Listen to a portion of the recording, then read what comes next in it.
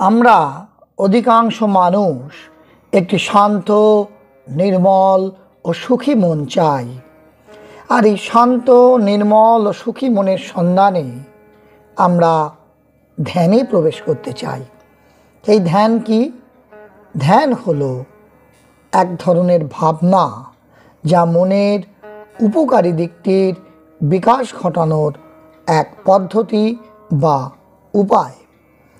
একটি মানসিক অবস্থাকে বারবার সৃষ্টি করে তা অভ্যাসে পরিণত না হওয়া পর্যন্ত আমরা এর অনুশীলন করি।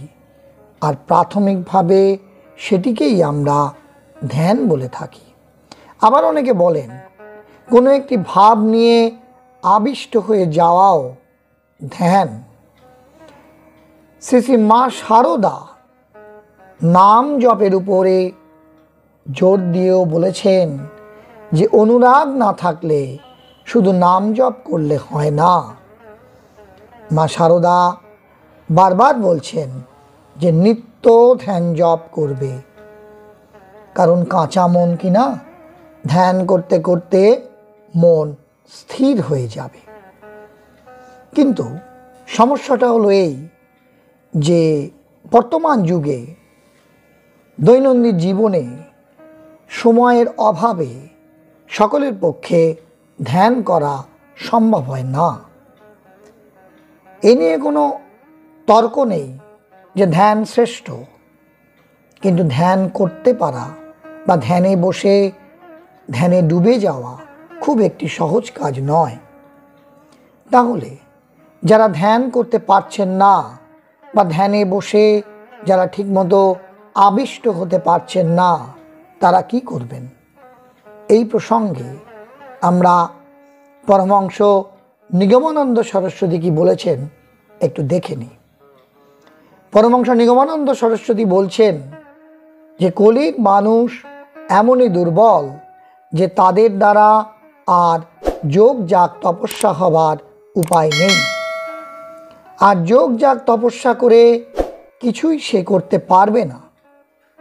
তাই তুমি ধ্যান করতে বসো, কিন্তু কিছুতেই দেখবে যে ধ্যান করতে পারবে না।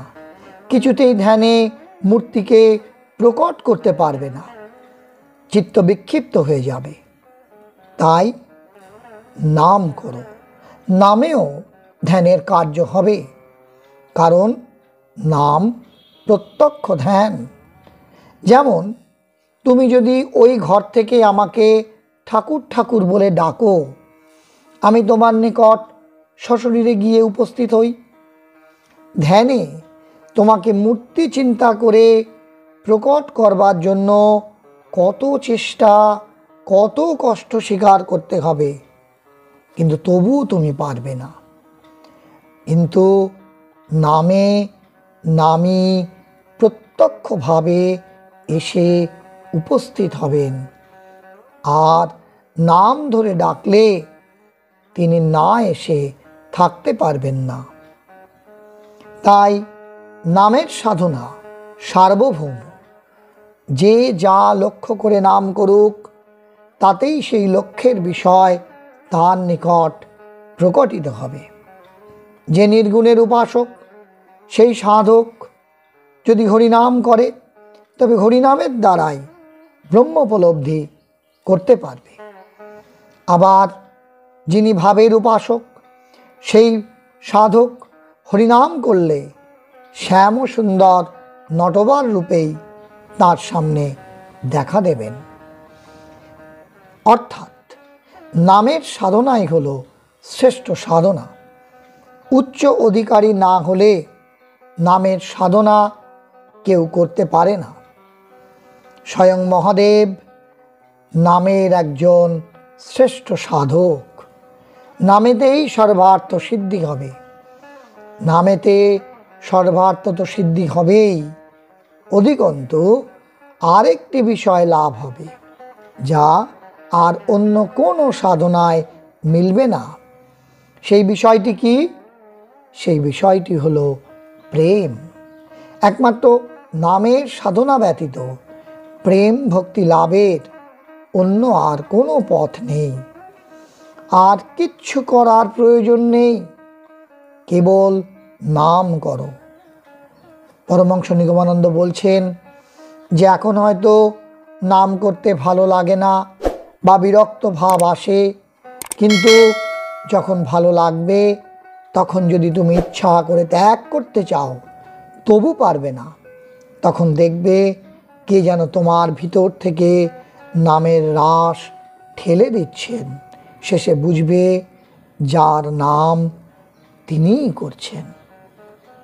অর্থাৎ পরমহংস নিগমানন্দ সরস্বতী বলছেন যে কলিযুগে ধ্যান করা সহজসাধ্য না হলেও সেই ধ্যানের সমপরিমাণ লাভ নাম সাধনার মাধ্যমেও অর্জন করা সম্ভব।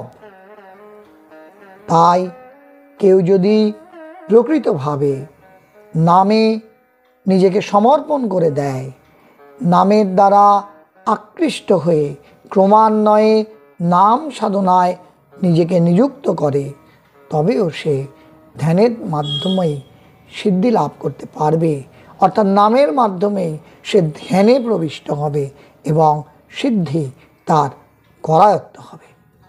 তাহলে বন্ধুরা, আজকের এই আলোচনা যদি আপনার ভালো লেগে থাকে তবে অবশ্যই আপনার পরিচিত জনেদের মধ্যে শেয়ার করে দেবেন, সঙ্গে লাইক করুন ও কমেন্ট বক্সে আপনার সুচিন্তিত মতামত লিখে জানান।